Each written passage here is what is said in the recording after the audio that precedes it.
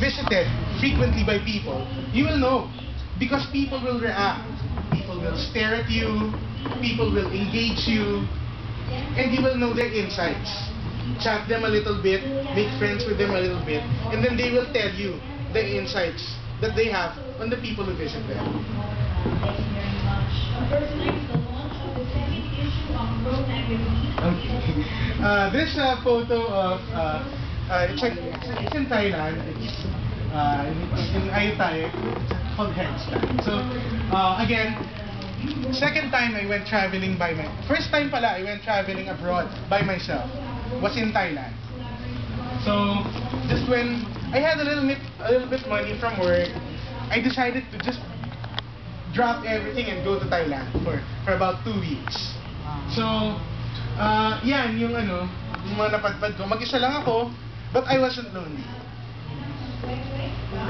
So here are some examples of alternative travel which you may want to sample or try for yourself. You have mountaineering. Mountaineering has got to be one of the hardest kinds of travel that there is around. But mountaineering is also one of the most fulfilling kinds of travels because you really work for it.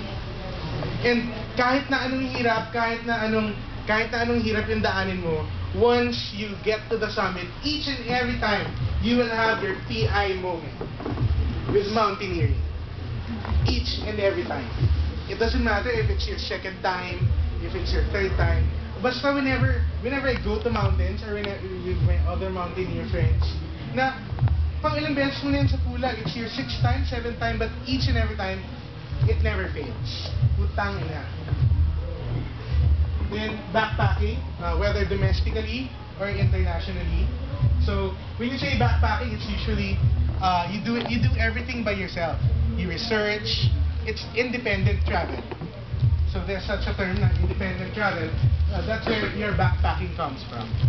And then you can also do historical tours, na going beyond the usual taking pictures, but understanding what happened to the place, understanding its impact on our culture, understanding its overall impact to the fact that it contributed to your psyche.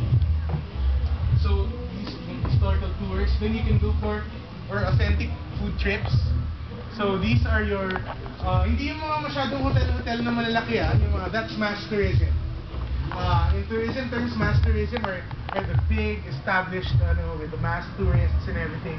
But when you go for the authentic food trips, there are these small family establishments which offer the real thing.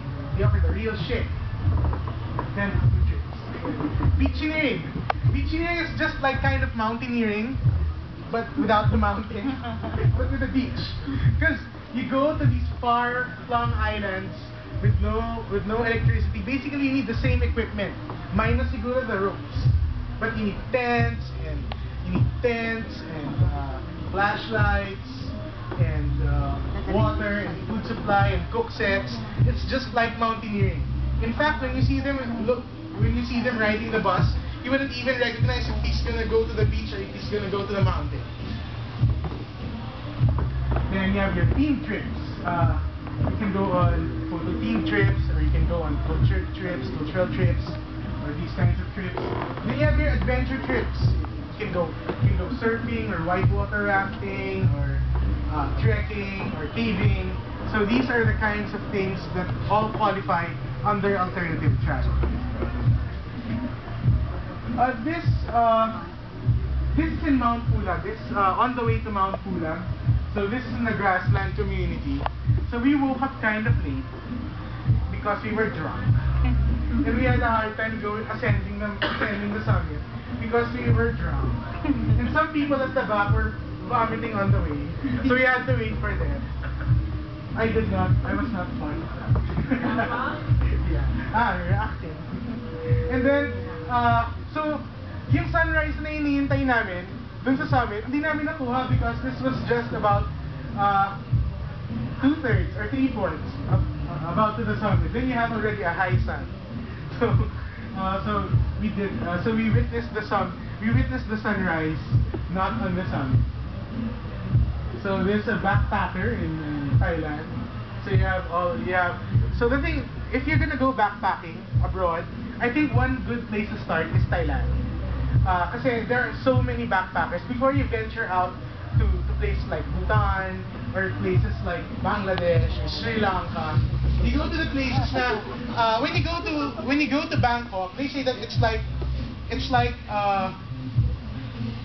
the middle ground between the east and the west, because there are so many backpackers there, and they're gonna give you tips. They're gonna give you tips on where to go, on where they bought this and that don't go here anymore because it's touristy and all. So Thailand, try going to Thailand. Or here's for the I'm sure most of us have gone to Corridor at one time in our lives, especially when we were little and we were forced to go on field trips. But rediscovering Corridor with a more mature mind and with more appreciation for culture, it makes for another experience. It sometimes chilling experience. Kasi when we were little, nung bata pa tayo, sabihin lang nila, dyan, maraming namatay ng mga Hapon, mga Amerikano, ganyan, tapos takutan lang, So, pero pag ngayon, na mas matanda na tayo at mas meron na tayong pag-iisip, when we go there, you will have a greater appreciation for the heroism that our forefathers did for us, that our heroes did for us.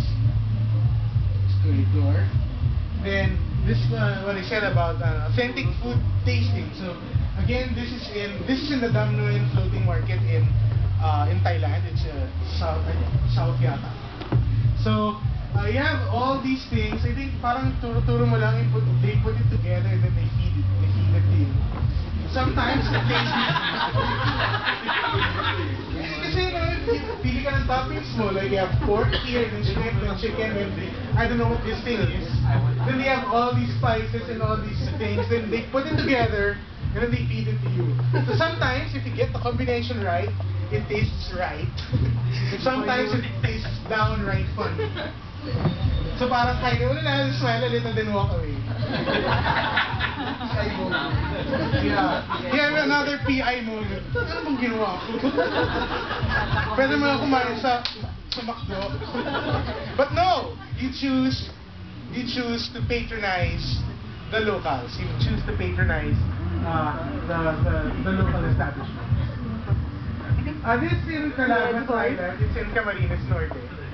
This beach, every time I go to, every time that I set my feet on this beach, I get my PI moment. So, ito yung you must see this place. It's in Calabac Island in Camarines Norte. This is my pet horse. Then, like Claire said a while ago, traveling is not all about the pretty stuff. Sometimes you can travel. There are so many definitions of travel. The moment you walk out of your home, the moment you walk out of your house, depending on your mindset, depending on your condition, you could be traveling. Like for example, I went one time to one station in the Philippine National Railroad, and me and two of my friends wanted to take pictures. We wanted to document some stuff for some reason. And then the pictures that we went home with are not exactly beautiful pictures.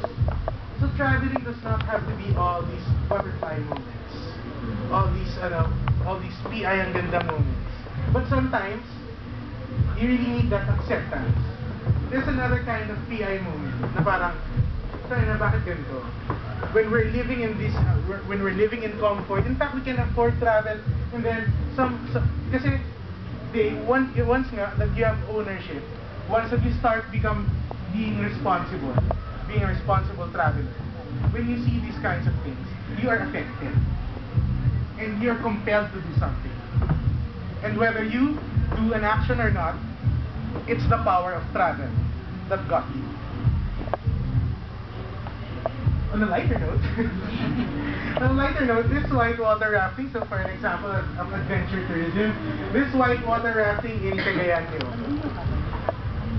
So especially right now, the rainy season is about to come in, so whitewater rafting is going to be really, really good. So